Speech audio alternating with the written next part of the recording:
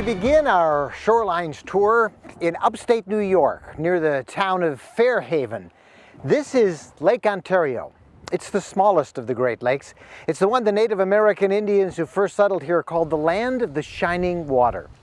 Now, we have no idea what we're going to encounter as we begin this tour. We're going to stop with no set agenda, no appointments. We're just going to stop wherever our fancy strikes us and tell the stories of the people and places of the Great Lakes. If you stretch the Great Lakes shoreline out into a long run, it would go from Toledo, Ohio to Perth, Australia, about 11,000 miles. As we travel the shoreline, we're on the lookout for the things that most tourists miss. And that first led us to the upstate New York town of Leroy and the Jell-O Museum and Gallery. Welcome. Which chronicles the success of America's favorite dessert, which was invented in the late 1800s right here in Leroy, New York. But then, what about this? Why is there a giraffe in the Jell-O Museum? Good question. Well, the circus came to Leroy, New York one year, and, well, the giraffe collapsed and died. The local taxidermist agreed to take it, and so he stuffed it, and it eventually made its way here to the Jell-O Museum. As we moved on to Pennsylvania and Lake Erie, we visited the Presque State Park, located on an 11-mile-long peninsula opposite the town of Erie, Pennsylvania. Besides beaches and picnic spots, there is the Perry Monument, honoring Commodore Perry, who won the Battle of Lake Erie during the War of 1812. The Battle of Lake Erie is probably the most important naval battle in American history between the American Revolution and the battle at Midway in World War II. If Perry doesn't win that battle, a lot of the old Northwest Territory would have gone back to the British Empire and we'd be Canadian today.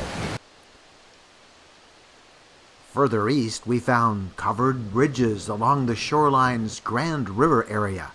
And in the town of Geneva, an awesome drugstore with an old-fashioned soda fountain.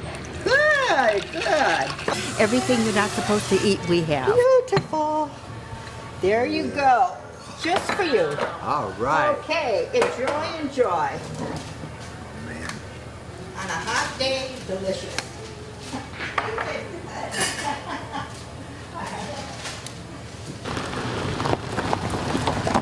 This area of Ohio boasts over a dozen top-notch wineries that produce award-winning wines because of the uniqueness of the soil left by the retreating glaciers that formed the Great Lakes more than 10,000 years ago. What is it that makes this so good for wine? Soil and climate, providing the right grapes are grown in the right place.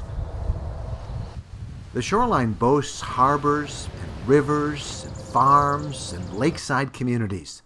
Using our Verizon 4G LTE internet connection in our Road Trek motorhome, we found one community that was in the midst of its annual Festival of the Fish. In Vermilion, Ohio, this event draws thousands to a weekend of parades, fireworks, and open-air food and craft foods. And then, a couple of miles further west and north along the shoreline, we were in the state of Michigan.